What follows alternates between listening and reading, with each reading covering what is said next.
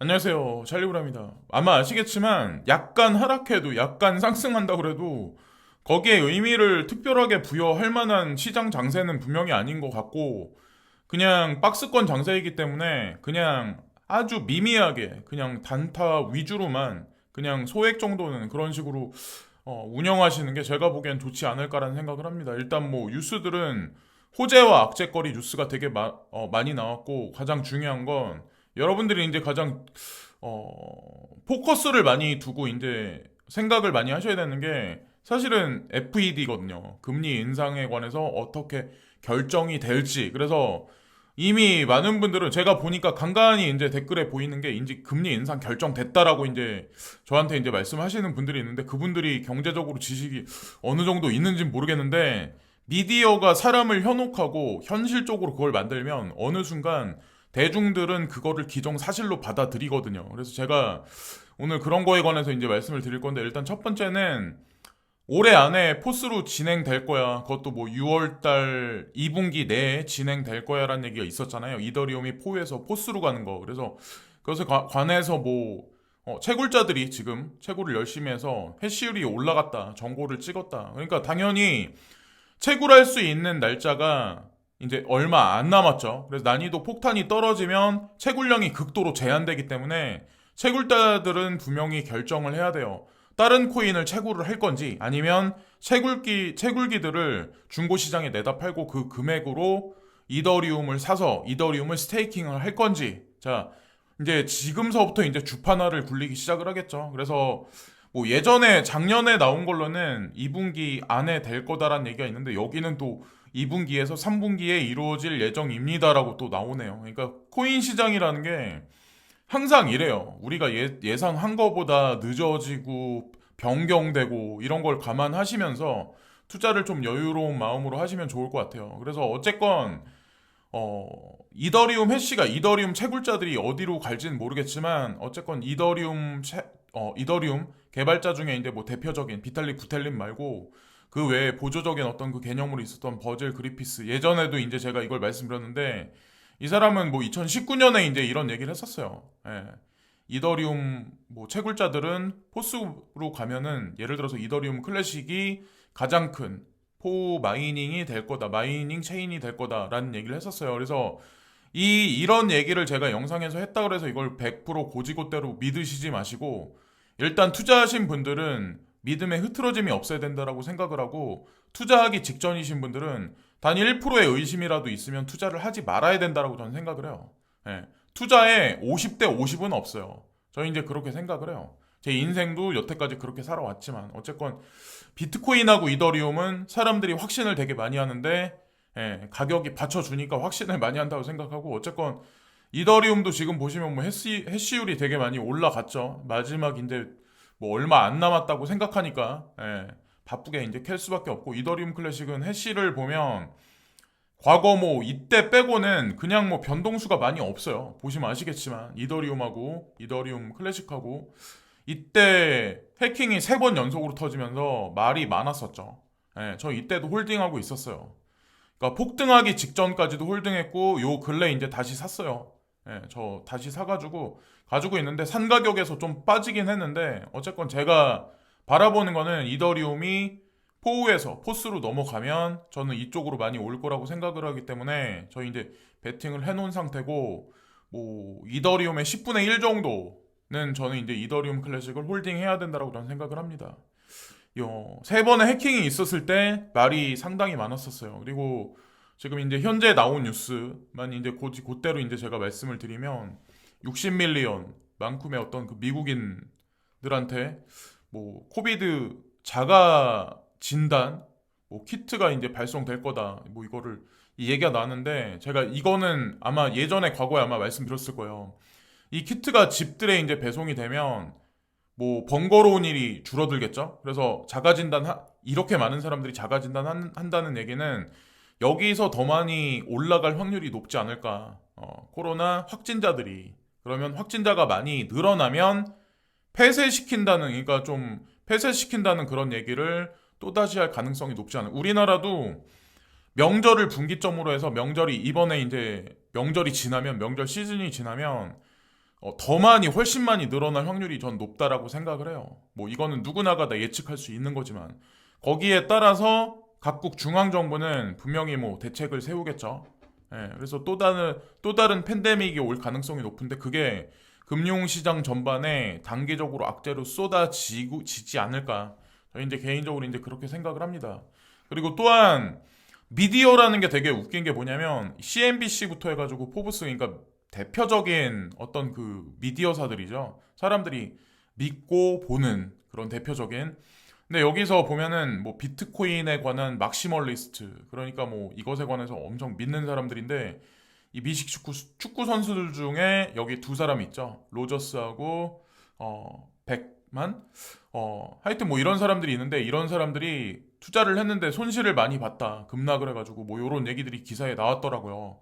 그러면 보통 막시멀리스트 말고는 이런 기사를 보면 그러니까 반대로 해석해서 아 그러면 지금 투자할 때구나라고 생각을 하는 게 아니라 겁을 먹거나 좀 별로 안 좋게 보죠. 이 시장 자체를. 지금 여론들이 약간 좀 그런 쪽으로 대부분의 여론들 미디어들이 그런 쪽으로 몰고 가는 게 아닐까라는 생각을 했고 저는 금리 인상을 파격적으로 못할 거라고 이제 생각을 하고 있고 그리고 만약에 파격적으로 한다고 하더라도 0.25를 올해 하반기 정도에 하지 않을까라는 이제 생각을 하고 저는 영상에서 계속 말씀을 드렸었어요. 근데 지표가 나온 거는 사실 우려스러운 지표가 나왔어요. 그래서 어떤 분이 지금 댓글을 달아주셨어요. 그래서 여기 보시면은 현역 복무 중인 군인입니다. GDP가 예상외로 너무 잘 나와서 미국의 경제 성장이 둔화되고 있는지 의문이 드네요. 그래서 고용시장도 좋아지고 있고 경제가 완만하면 회복되고 있다고 말하는 파월의 말이 맞는 건지 공부를 하고 확신을 가져도 어떠한 말이 맞는지 헷갈리네요. 지금 현재 시장 상황이 그래요. 사실은 솔직히 말씀드리면 뉴스를 봐도 한 거의 9개의 뉴스가 거의 뭐 금리 인상해서 쪽박 찰 거다. 뭐 금융시장은 폭락할 거다. 대부분의 근데 제가 이걸 이제 짚어서 한번 말씀드릴게요. GDP가 발표가 됐어요. 4분기. GDP가 긍정적으로 나왔어요. 근데 여기 보시면 이게 4분기거든요. 여기. 근데 여기 파란색인가? 이거 보라색 약간 보라색 그 색깔이 있죠. 근데 GDP가 상승을 했어요. 4분기 GDP가 6.9%가 났어요. 근데 여기서 차지하는 비율이 여기 보면 이게 인벤토리스라고 여기 써 있죠. 요 색깔. 근데 여기서 차지하는 비중이 4.9%야. 전체 GDP 중에 재고율이 팔리지 않은 양이 4.9%예요. GDP는 생산율을 말하는 거거든요. 생산율은 6.9%인데 이 중에 4.9가 재고예요. 재고로 창고에 쌓여 있는 거야. 그러니까 인플레 상승이 견인한 GDP 상승이라는 거죠. 사실은 인플레가 상승한 거는 사실 견인한 거는 GDP 상승이라는 거죠. 근데 안에 내용물을 보면 별 볼 일 없었단 얘기예요. 재고가 4.9%라는 얘기는 미국 내에서도 회전 자체가 잘 안 됐었단 얘기죠. 사람들이 돈을 쓴다는 확신이 없었기 때문에 그런 관점으로 근데 이거를 아마 연준에서도 알고 있을 거예요. 요 관점이 정확히 맞춰서 이제 말씀드린 거고 1분기 GDP 그러니까 4분기 GDP가 나왔는데 그러면 이것만 보면은 미국 경제는 회복한다라고 얘기할 수 있겠죠. 근데 현실을 보자는 거죠. 재고율이 4.9%면 과연 이게 실질적인 GDP가 이만큼 상승했냐 경고한 거냐는 거죠. 건강한 척도로 봤을 때는 건강하지 않다라고 판단하시면 되고 그리고 1분기 그러니까 지금서부터 1분기 뭐 3월 달까지가 1분기죠. 그때 GDP가 0% 상승할 거다라는 경제학자들 견해가 개중에는 있어요. 뭐 그 결과는 2월 달 들어서 뭐 3월 달 어느 순간까지 이제 쭉 봐야죠. 근데 지금 현재 뭐 통화 시장을 보시면 아시겠지만 원화 대비해서 타국 통화들은 전반적으로 상승세요. 그리고 달러 인덱스도 96을 넘어서 97.30까지 1200원을 넘어갔어요. 지금 현재 상황이. 근데 달러가 올라가는 상황에서 주식은 보합세 정도가 현재 지금 되고 있거든요. 지금 현재 상황이. 그래서 이것도 원래 달러가 저 정도 올라가면 주식 시장은 폭락을 해야 된다고 저는 이제 생각을 해요. 지금 뭐 코인 시장도 마찬가지지만 현재 뭐 커플링으로 돌아가니까 그리고 실업수당 청구자 지수 같은 경우도 약간 상승을 했긴 했지만 지난 세 번에 걸쳐서 이제 뭐 실업수당 청구자 지수도 뭐 세 번에 걸쳐서 상승을 했고 이번에 약간 하락을 했지만 전 이것도 다음 일주일 지켜보고 또 일주일 지켜보고 그래서 쭉 지켜봐야 된다라고 생각을 하거든요. 예. 확진자가 나오면 과연 미국에서 뭐라고 얘기를 할지 그것도 이제 지켜봐야 된다고 생각하고 가장 중요한 건 뭐냐면 연준에서는 지금 시장에 압력을 가하면서 테이퍼링과 금리 인상을 과격하게 할 거야. 금리 인상을 올해 안에 7번을 할 거야. 미디어들은 그렇게 계속 얘기들을 하고 있는데 중요한 건 연준이 그렇게 한다면 현재 바이든 집권 1년이거든요. 347일차 정도 되거든요. 근데 중간 선거가 11월 달이에요. 그래서 지금 우리나라는 거의 끝이잖아요. 지금. 예, 문정권은 거의 문재인 뭐 대통령 계시는 거는 거의 막판이잖아요. 거의 끝났잖아요. 뭐 이제 곧 이제 선거가 있지만 근데 바이든 행정부는 들어선 지 1년이고 남은 기간이 훨씬 많아요. 근데 중간 선거가 11월 달인데 과연 이번에 FOMC에서 이게 도움을 주냐는 거죠. 그러니까 바이든 행정부는 그렇게 얘기를 했거든요. 인플레이션을 잡기 위해서 FED는 금리 인상을 할 거다라고 얘기한 게 아니라 도와줄 거다, 컨트롤 할 거다라는 얘기를 했었거든요. 그게 과연 도움이 됐을까요? 바이든 행정부한테? 근데 바이든은 제롬 파월 연준 의장한테 명령을 내렸어요. 시장을 컨트롤해야 된다. 근데 오히려 악재죠. 지금 보면 여기 보시면 아시겠지만 실망한다는 게 52.9%, 그리고 지지한다는 사람이 41.8%. 이대로 나가면 이대로 진짜 막말로 FOMC에서 결론이 안 좋게 나와요.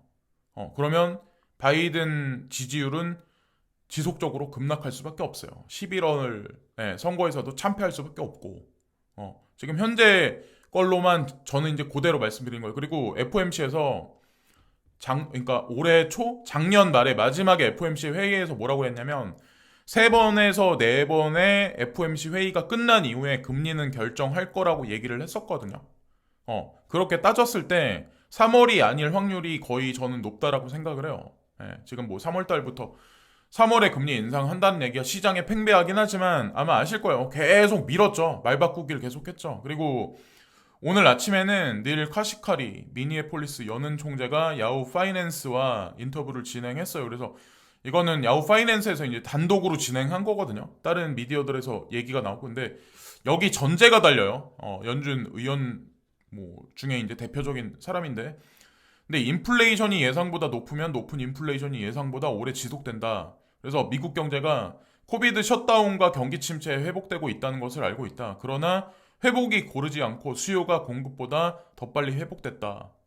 수요가 공급보다 더 빨리 회복됐다. 그래서 인플레이션이 일어날 수밖에 없는 거죠. 왜? 공급이 원활하게 돌아가지 않으니까. 팬데믹으로 인해서 인프라가 회복되지 않은 상황에서 그게 저는 핵심이라고 생각을 해요. 그래서 이러한 사실을 고려할 때 인플레이션이 예상보다 높게 올라오고 있다는 것은 그리 놀라운 일이 아니다. 그러나 몇 가지 상황이 발생하면 올해 안에 정상화되기 시작을 해야 된다. 그래서 이 글이 야후에 이 기사가 나온 게 엄청나게 길거든요. 엄청나게 길어요. 되게 장황해요. 근데 핵심이 뭐냐면 코로나 변이 바이러스가 점진적으로 감소하기 시작하면 인플레이션도 거기에 따라서 감소하기 시작을 할 거다. 자연적으로 감소하기 시작할 거다. 거기에 따라서 우리는 대응을 할 거고 관찰할 거야라는 얘기를 해요. 그리고 5월 달이죠. 5월 달. 그러니까 5월 달에 얘기 딱 한 건 아닌데 봄에 금리 인상을 멈출 거다라는 얘기를 하거든요. 봄에 금리 인상을 멈출 거다라는 얘기가 아마 이번에 얘기가 나왔을 거예요. 그 의미가 뭐를 뜻하는지. 근데 조만간 봄이잖아요. 얼마 남지도 않았잖아요. 과연 무슨 얘기일까? 그 의미하는 바가. 그런 생각을 하거든요. 뭐 3년 동안 내가 특정 코인을 가지고 있는데 안 올라가니까 확신을 못 갖고 그거는 당연해요.